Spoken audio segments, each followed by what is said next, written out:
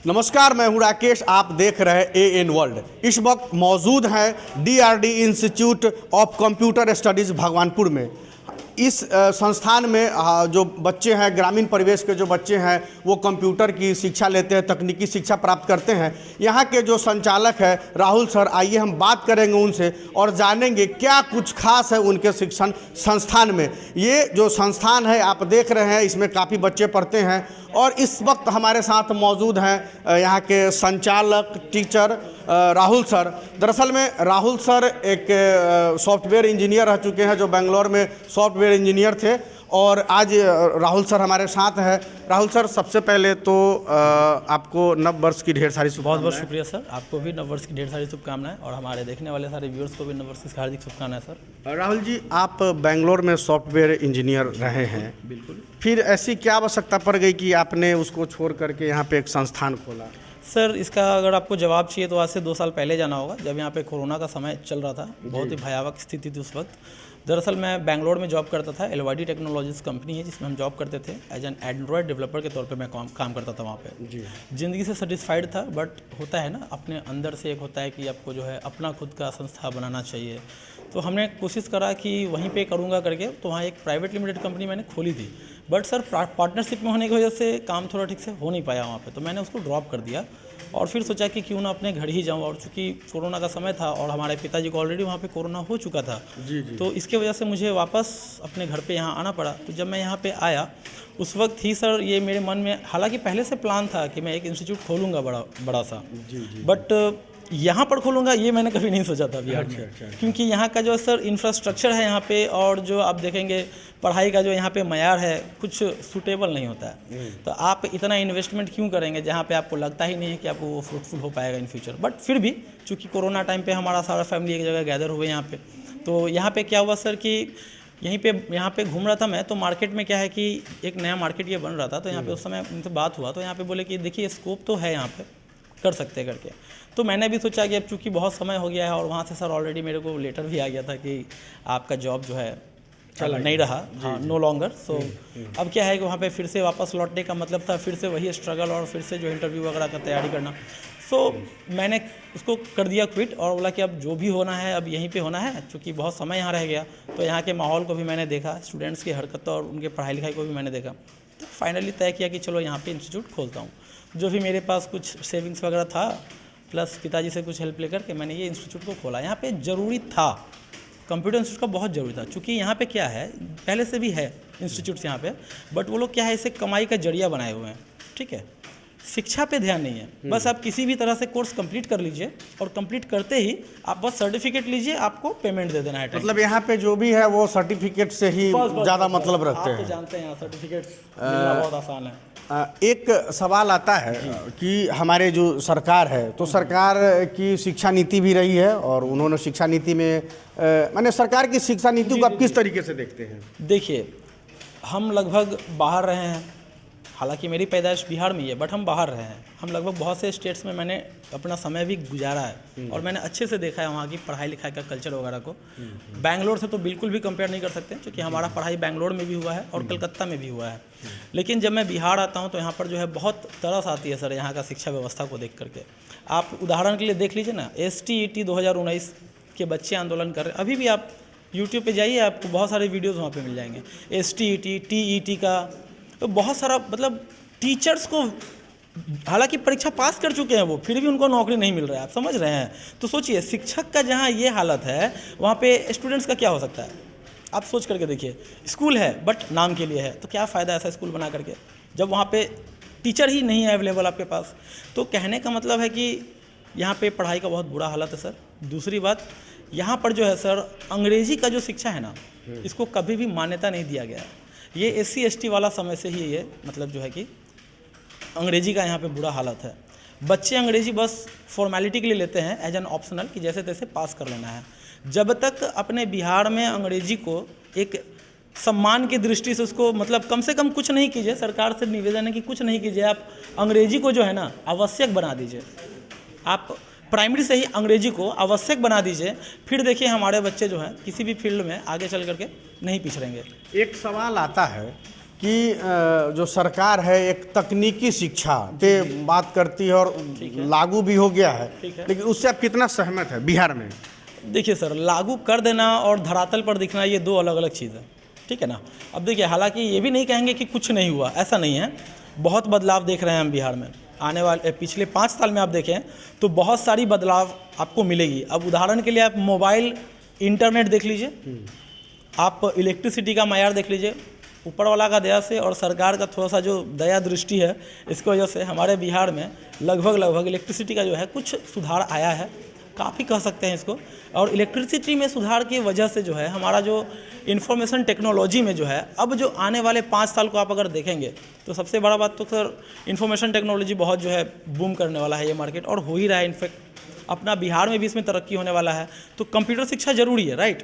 तो इसके लिए इलेक्ट्रिसिटी सबसे ज़्यादा आवश्यक था, और ये अब चूँकि अच्छा हो चुका है, तो आने वाला 5 साल अगर आप देखेंगे तो इस क्षेत्र में बिहार का उज्जवल है भविष्य से। सरकारी स्कूल में भी कंप्यूटर शिक्षा के बारे में सरकार का प्रावधान भी है। हाई स्कूल में भी कंप्यूटर शिक्षा के बारे में टीचरों की बहाली भी हुई है, लेकिन वहाँ पे वो चीज़ देखने को नहीं मिलता है। आप इसको किस रूप में देखते हैं? देखिए सर, अभी जो आप बहाली की बात कर रहे हैं ना, ये मतलब बस फॉर्मेलिटी कह सकते हैं इसको।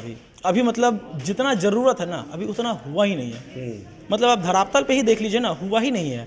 हमारे कितने सारे मित्र हैं जो सरकारी नौकरी कर रहे हैं एज अ टीचर, हमारी बात होती है उनसे, वो कहते हैं कि हमारे यहाँ सारा सेटअप हो गया है कंप्यूटर का, अब बहुत बढ़िया लैब चलने वाला है। लेकिन दिक्कत है सर, कहाँ है दिक्कत? ज्वाइनिंग। सरकार ज्वाइनिंग ही नहीं दे रहा है, तो कहाँ से वो लैब काम करेगा? कितना सारा स्कूल का शिकायत है कि उनका जो स्मार्ट बोर्ड लगा था, पहले लगा था, आज तो वो जंग खा रहा है। कितना स्कूल में तो वो स्मार्ट बोर्ड गायब हो गया है। नहीं, सही बता रहे हैं, स्मार्ट बोर्ड ही गायब हो गया है। हमारा ही छात्र आता है कंप्यूटर सीखने के लिए, उसने ऐसा मेरे को बताया है। और ये बहुत दूर की बात नहीं, बस आप रेलवे लाइन पार कीजिए, उस पार जाइए, एक स्कूल है, नाम नहीं लेना चाहेंगे हम, तो वहीं का ये घटना है। ऐसा सोच लीजिए बिहार में कितना सारा घटना होगा। तो अगर समय पे हम वो ना करें और इन्वेस्ट कर दें, मैं सरकार की बात कर रहा हूँ, आप सिर्फ इन्वेस्ट कर दें और आप कहते हैं कि हमने इतना खर्च किया, उतना खर्च किया, और समय पर वो काम ना हो, तो किस फ़ायदा, क्या फ़ायदा होगा इन्वेस्टमेंट का? तो आप जो है कि आप ठीक है इंफ्रास्ट्रक्चर ठीक कर रहे हैं, लैब दे रहे हैं सरकारी स्कूल में, सब कुछ ठीक हो रहा है, लेकिन अगर आप ज्वाइनिंग नहीं दीजिएगा टीचर्स को, जिन्होंने मेहनत करके परीक्षा दिया, पास किया, तो फिर तो वही है ना सर, एक ढाक के 3 पात। तो सरकार को चाहिए कि कम से कम जो है यहाँ पे इन्वेस्टमेंट अगर वो कर रहे हैं तो ज्वाइनिंग्स की भी सोचे। हाँ, एक बात जो अभी न्यूज़ पे थोड़ा ज़ोर शोर से चल रहा है, सरकार हालांकि इस पर भी स्पष्टता से नहीं कह रहा है सरकार, ये है कि नया शिक्षा नीति लागू होने वाला है। क्योंकि 2022 में इसका बहुत बात हुआ था कि नया शिक्षा नीति आएगा, लेकिन अभी तक तो आया नहीं है। 2020 में शायद, अगर मैं सही हूँ, मैं ठीक से नहीं बता पा रहा हूँ डेट, 2020 में एक शिक्षा नीति आया था, अब उसी में जो है अमेंडमेंट होने वाला है, लेकिन ये कब होगा ये सरकार ही जानती है। और ये 2022 में आना था, 22 तो खत्म। अच्छा, सरकार बेल्ट्रॉन के माध्यम से कंप्यूटर ऑपरेटर की बहाली करती है, तो बहाली तो होती है, बच्चे नौकरी भी कर रहे हैं, जॉब भी कर रहे हैं, कई जगह पे जॉब भी कर रहे हैं, लेकिन सरकारी स्कूल में तो कोई व्यवस्था है नहीं, फिर वो बच्चे आते कहाँ से हैं? सर देखिए, इन सब का ना जड़ है भ्रष्टाचार।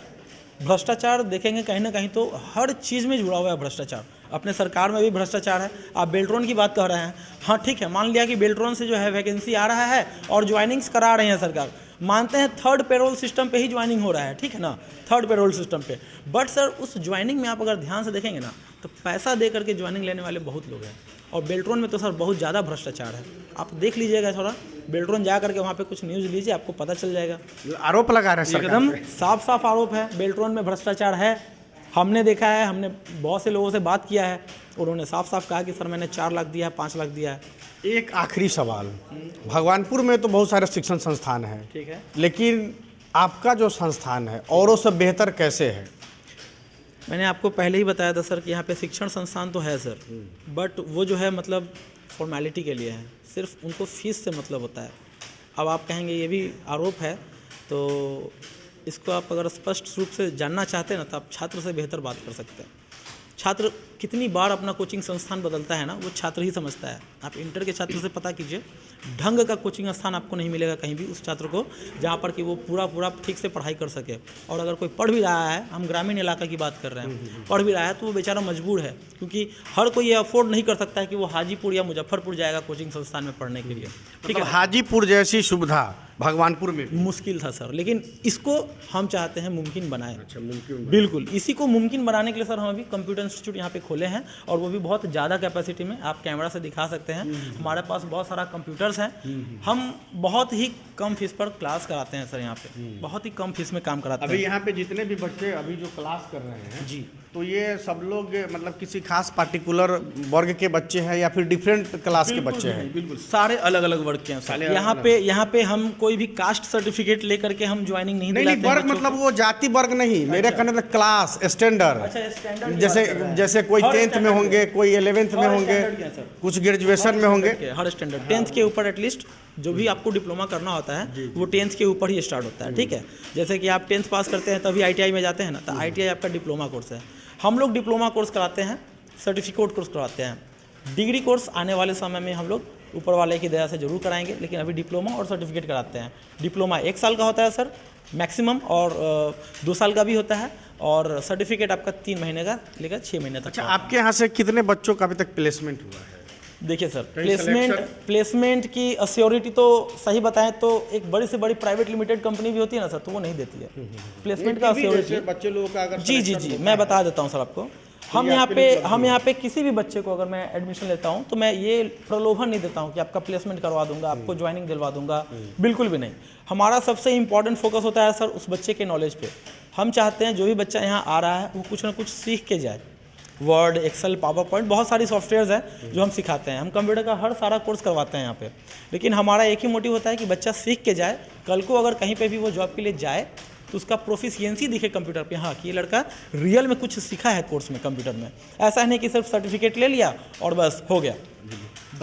बिल्कुल, जैसा कि देख रहे हैं कि ये हमारे राहुल सर है, और राहुल सर ने बिल्कुल एक मध्यम मार्ग अपनाया। मतलब मध्यम मार्ग कहने का मतलब कि मुजफ्फरपुर और हाजीपुर के बीच में जो हमारा ये भगवानपुर का एरिया पड़ता है, इस एरिया में तकनीकी शिक्षा से संबंधित वैसे कोई विद्यालय नहीं थे, स्कूल नहीं थे जहाँ पे अच्छे कंप्यूटर की शिक्षा दे सके। तो वैसे में राहुल जी ने एक संस्था बनाकर और बच्चों को आज शिक्षित कर रहे हैं। कैमरामैन धीरज के साथ राकेश कुमार की रिपोर्ट।